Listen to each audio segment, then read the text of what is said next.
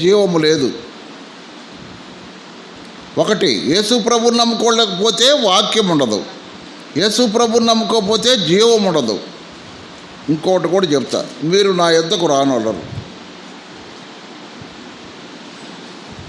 నేను మనుషుల వల్ల మహిమ పొందువాడను కాను, నేను మిమ్మల్ని ఎరుగుదును. దేవుని ప్రేమ మీలో లేదు.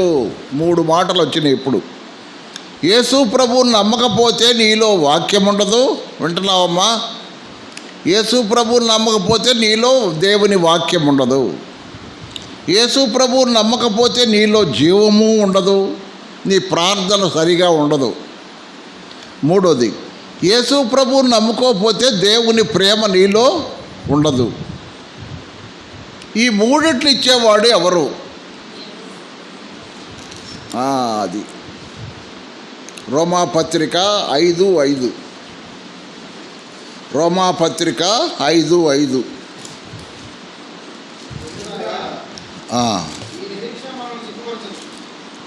రోమాపత్రిక 5:5.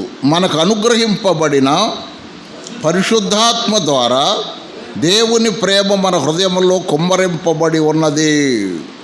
కాబట్టి పరిశుద్ధాత్ముడు ఏం చేస్తాడు? వాక్యము ద్వారా పని చేస్తాడు. అమ్మా, పరిశుద్ధాత్ముడు వాక్యము ద్వారా పనిచేస్తాడు. పరిశుద్ధాత్ముడు జీవం ఇస్తాడు, కుమారుని యొక్క జీవం ఇస్తాడు. మీరు ఆరాధన చేయకుండా 1 వారం ఉన్నారనుకో, మళ్ళీ వచ్చి ఎందుకు ప్రార్థన చేయమంటారు? జీవం పోయింది. 1 వారం ఆరాధన చేయకపోతే జీవం పోయింది. నీ ప్రార్థన దేవుడు వినడు. నీ ప్రార్థన ఫలభరితంగా ఉండదు. నీ ప్రార్థన ఫలభరితంగా ఉండదు. మూడోది, దేవుని ప్రేమ కూడా నీలో ఉండదు. ఏంటమ్మా? దేవుని ప్రేమ కూడా నీలో ఉండదు. చూసారా? యేసు ప్రభువుని నమ్మకపోతే నీ హృదయంలో వాక్యం ఉండదు. యేసు ప్రభువుని నమ్మకపోతే నీలో జీవం ఉండదు. యేసు ప్రభువుని నమ్మకపోతే నీలో దేవుని ప్రేమ కూడా ఉండదు. 3 అర్థమైందిగా? నేను నా తండ్రి నామమున వచ్చి ఉన్నాను, మీరు నన్ను అంగీకరింపరు. మరి ఒకడు తన నామమున వచ్చిన పక్షమున వారిని అంగీకరించరు. ఎవడు వీడు?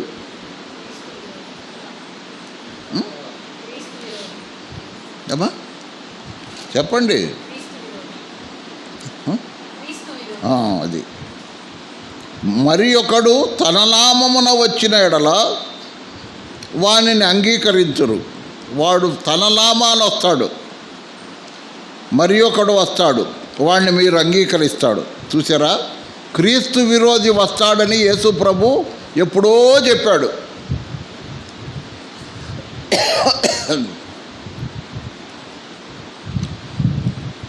అద్వితీయ దేవుని వలన నన్ను వచ్చు మెప్పును కోరక ఒకని వలన ఒకడు మెప్పు పొందుతున్న మీరు ఎలాగూ నమ్మగలరు? ఒకని వలన ఒకడు మెప్పు పొందితే దేవుని మెప్పు ఉండదు మనకి. ఒకని వలన ఒకడు మెప్పు పొందితే, ఎందుకని? అద్వితీయ దేవుని వలన వచ్చు మెప్పును కోరక. అది అక్కడ మనం టిక్కు పెట్టుకోవాలి. దేవుని మెప్పు కోరాలి కానీ మనుషుల మెప్పు కాదు. తెస్సలోనికైలకు రాసిన 1 పత్రిక 2వ అధ్యాయం, అపోస్తలుడైన పౌలు తెస్సలోనికైలకు రాసిన 2వ పత్రిక 1 పత్రిక 2వ అధ్యాయం 4వ వచనం. సువార్తను మాకు అప్పగించుటకు యోగ్యులమని దేవుని వలన ఎంచబడిన వారమై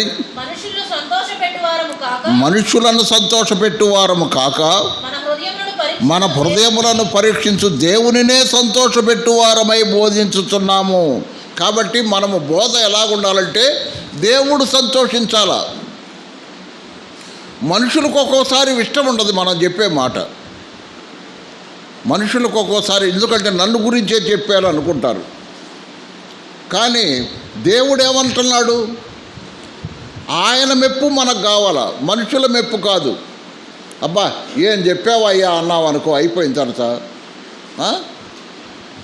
అమ్మా నేనుగా చెప్పింది దేవుడు చెప్పాడు అంటావు. ఎవరు చెప్పారు? దేవుడు చెప్పాడు. నేను చెప్పానంటావు ఏంది నువ్వు? మాట్లాడువారు మీరు కాదు, మీ తండ్రి ఆత్మ మీలో ఉండి మాట్లాడును అన్నారు. కనుక ఒకని వలన ఒకడు మెప్పు పొందుతున్న మీరు ఎలాగూ నమ్మగలరు? నేను తండ్రి వద్ద మీ మీద నేరపు మోపుతున్నానని మీరు అనుకుంటున్నారు. తలంచుకుడి. మీరు ఆశ్రయించుతున్న మోషే మీ మీద నేరము మోపువాడు. మోషే మీ మీద నేరం మోతాడు. అతడు నన్ను గూర్చి వ్రాసెను కనుక మీరు మోషేను నమ్మినట్టయితే నన్నును నమ్ముదురు. అంటే ఈ యూదులు ఊరికి మోషే మోషే అంటున్నారు కానీ మోషేని నమ్మలా. మోషేని నమ్మితే మోషే ఎవరిని గురించి చెప్పారో వాళ్ళని నమ్ముతారు. అసలు మోషేనే నమ్మకపోయినప్పుడు మోషే ఎవరిని గురించి రాశాడు ఎట్లా అర్థమైంది వాళ్ళకి? మీరు అతని లేఖనములను నమ్మని ఎడల నా మాటలు ఎలాగూ నమ్ముదురు అని అన్నాం. మీరు అతని లేఖనములను నమ్మని ఎడల నా మాటలు ఎలాగ నమ్ముతారు? మోషే లేఖనాలు అంటే పాత నిబంధన కాలములో మోషే ఎవరిని గూర్చి రాశాడో అవి గనక మీరు నమ్మితే నన్ను కూడా నమ్ముతారు.